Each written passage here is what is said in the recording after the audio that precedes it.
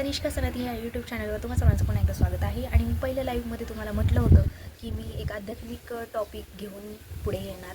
तर आज हा दिवस आलेला आहे. तर मी नामस्मरण ह्या विषयावर आज बोलणार आहे. तर नामस्मरण काय आहे आणि नामस्मरणामुळे काय जीवनामध्ये बदल घडतात आणि त्याच्या आध्यात्मिक आणि वैज्ञानिक दृष्टिकोन काय आहे तेही तुम्हाला सांगणार आहे. आणि त्यामागे संतांचे अनुभव आणि माझा स्वतःचाही अनुभव मी तुम्हाला शेअर करणार आहे. तर त्यासाठी तुम्हाला हा व्हिडिओ शेवटपर्यंत पूर्ण पाहावं लागेल आणि त्यानंतर तुमचे जे पण काही प्रश्न असतील ते मला कॉमेंटमध्ये नक्की सांगा आणि त्यावरही आपण नक्कीच व्हिडिओ पुढे बनवूया. तर चला आपण सुरू करू. तर नामस्मरण म्हणजे केवळ तोंडाने नाव घेणे म्हणजे नामस्मरण नाही. तर नामस्मरण हे एकाग्रतेने आणि भावनेने घेणे त्याला नामस्मरण असं म्हणतात.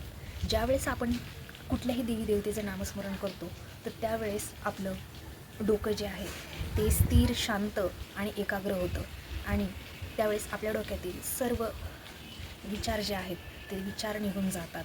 तर ही जादू आहे नामस्मरणाची आणि ह्यालाच नामस्मरण म्हणतात. तर नामस्मरणाबद्दल संत तुकाराम महाराज म्हणतात, नाम घेता वाचे तोची तो चिन्मयी होय. म्हणजेच की नाम घेता घेता माणूस ईश्वरामध्येच विलीन होऊन जातो. तर ही बघा अशी जादू आहे नामस्मरणाची. पूर्णपणे तो माणूस नामस्मरणामध्ये आपलं भान विसरून त्या देवामध्ये एकरूप होतो आणि त्यालाच नामस्मरण करणे म्हणतात. आणि ह्या नामस्मरणामध्ये भक्तिमार्गाचं महत्त्व आहे. तर भक्तिमार्ग हे म्हणजेच हा प्रेमाचा मार्ग आहे. तर भक्त आणि देव यांच्यामधलं जे प्रेम आहे ते निस्वार्थी आणि अतिशय पवित्र असं प्रेम असतं. तर मीपणा आणि अहंकार ह्या दोन गोष्टींची शरणागती दिल्यानंतरच आपला देव आणि भक्त यातील जे नातं आहे ते अतिशय मजबूत होतं आणि एक निर्मळ नातं तयार होतं. आणि आपण आपला जो अहंकार आणि मीपणा जो आहे तो आपल्या देवाच्या चरणाला अर्पण केला पाहिजे, ती शरणागती दिली पाहिजे. तरच आपण जे नामस्मरण करतोय तर त्याला काही किंमत आहे. आणि तर भक्तिमार्गामध्ये कुठलाही भेदभाव नसतो. कोणीही उच्च नीच, गरीब श्रीमंत असं काहीही भेदभाव नसतो. तर सगळे समान असतात भक्तिमार्गामध्ये. आणि भक्तिमार्गामधला सगळ्यात मोठा आधार म्हणजे मीपणा आणि अहंकाराचा त्याग करणे. आपला मीपणा आणि अहंकार ह्या ज्या गोष्टी आहेत त्या ईश्वराच्या चरणी आपण अर्पण केल्या तरच आपला जो भक्तिमार्ग आहे तो पूर्णपणे निर्मळ, निस्वार्थ आणि अतिशय देवाण भक्तामधलं जे नातं आहे ते मजबूत बनतं. तर त्यामुळं नामस्मरण काय आहे हे समजून घेणं अतिशय महत्त्वाचं आहे. तरच आपण आपल्या देवाच्या अगदी जवळ जाऊ शकतो. आता नामस्मरण हे कसं करावं? आता प्रत्येकाला असा प्रश्न पडतो की नामस्मरण कधी करावं? त्याचं काय बंधन आहे का? वेळेचं काय बंधन आहे किंवा त्याचे काही नियम आहेत? तर तसं काही एक नसतं. नामस्मरण हे कुठल्याही वेळी केलं जातं. त्याला वेळेचं बंधन नाही आहे. तुम्ही झोपताना, चालताना, बसताना, उठताना किंवाही कुठल्याही कामामध्ये तुम्ही नामस्मरण हे करू शकता. मनातल्या मनामध्ये ते जप करू शकता, त्याचं नामस्मरण करू शकता. कुठल्याही देवी देवतेंचं तुम्हाला ज्या पण देवी देवतेवर विश्वास आहे किंवा तुम्हाला करण्याची इच्छा आहे तर तुम्ही हे केव्हाही कधीही नामस्मरण हे मनातल्या मनात करू शकता. आणि रोज 10 मिनटे तरी सतत नामस्मरण करणं हे अतिशय महत्त्वाचं आहे. कारण ज्यावेळेस आपण नामस्मरण करतो तर त्याचा उच्चार हा बरोबर असला पाहिजे, एकदम स्पष्ट असला पाहिजे, जेणेकरून आपण ज्यावेळेस उच्चार करतो तर त्यावेळेस ते नामस्मरण जे करतो तर ते आपल्या मनावर खोलवर रुजलं पाहिजे. आणि मनावर ज्यावेळेस खोलवर रुजतं त्याच वेळेस आपण असं स्पष्ट मोठ्याने ज्यावेळेस नामस्मरण करतो ते मनावर रुजतं आणि एकदम खोलवर रुजतं. आणि त्यामुळं आपल्याला आपण मनातल्या मनातही आपण तो जप जो आहे किंवा ते नामस्मरण आहे ते करत असतो. तर त्या पद्धतीला आपण जप असं म्हणतो. तर ते सुद्धा करणं खूप महत्त्वाचं आहे. आणि त्यामध्ये इतकी सकारात्मकता आहे ते मी तुम्हाला म्हणजे शब्दात सांगू शकत नाही. कारण जो माणूस करतो त्याला तो अनुभव येतो. सांगून काही होत नाही.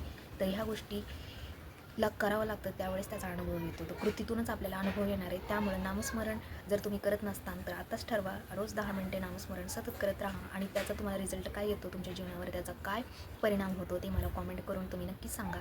आणि तुम्हाला आणखीन कोणत्या विषयावर ह्या संदर्भामधील किंवा इतर कुठल्याही संदर्भामध्ये कुठले व्हिडिओ बनवायचे आहेत ते मला तुम्ही नक्की कमेंट करून सांगा. तुमचे सगळ्या प्रश्नांचे उत्तर तुम्हाला नक्की मी लाईव्हमध्ये नाहीतर अशा व्हिडिओमध्ये नक्कीच देणार आहे.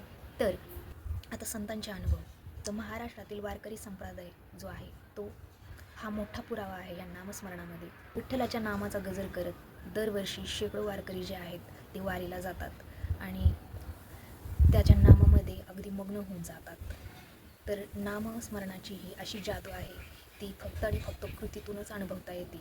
त्यामुळं आपल्यामधला मीपणा, अहंकार जर सोडला तर आपण नक्कीच त्या देवाला एकरूप नक्कीच होणार, यात काही शंका नाही. नामस्मरणामध्ये जो आनंद आहे ना, तो इतर भौतिक सुखामध्ये आनंद नाही आहे. त्यामुळं नामस्मरण हे करून पहा आणि त्याचा अनुभव नक्की घेऊन बघा.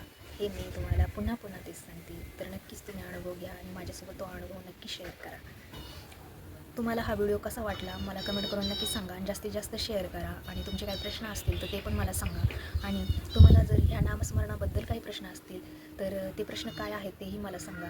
तर नामस्मरण जे आहे ते करताना तुमचं मन भटकतं का, आणि ते नामस्मरण कसं थांबवायचं, किंवा कुठला मंत्र जप केला पाहिजे, किंवा कोणते विशिष्ट पद्धत आहे नामस्मरण करण्याची किंवा जप करण्याची, तर असे काही प्रश्न असतील तर मला तुम्ही नक्की कॉमेंटमध्ये सांगा. आपण त्यावर अधिक सविस्तर बोलू शकतो. आणि तुम्हाला काय वाटतं ना, तेही मला कॉमेंटमध्ये नक्की सांगा.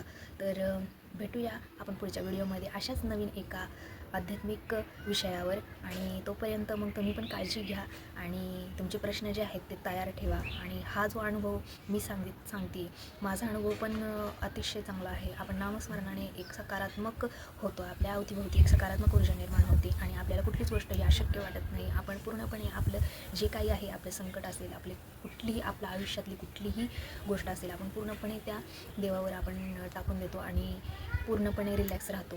तर ही सकारात्मक ऊर्जा जी आहे त्याचा माझाही स्वतःचा अनुभव खूप चांगला आहे. त्याच्यामुळे तुम्ही स्वतः अनुभव घेता त्यावेळेस तुम्हाला लक्षात येईल की नामस्मरणाने जप केल्याने काय फायदा होतो, किती सकारात्मक ऊर्जा येते, किती पॉझिटिव्हिटी येते आणि तुमच्या आयुष्यामध्ये त्याचा कसा परिणाम होतो.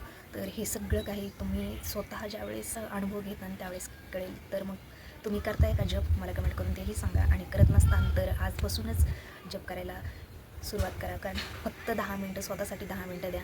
बस या 10 मिनटामध्ये तुमचं आयुष्य पूर्णपणे बदलणार आहे, एक सकारात्मक ऊर्जा येणार आहे. तुम्ही जर सतत निगेटिव्ह विचार करत असताना तर त्यासाठी हा उपाय नक्कीच चांगला आहे. तर तुम्हाला हा व्हिडिओ कसा वाटला कमेंट करून नक्की सांगायला. भेटूया पुढच्या ब्लॉगमध्ये. तोपर्यंत काळजी घ्या. बाय.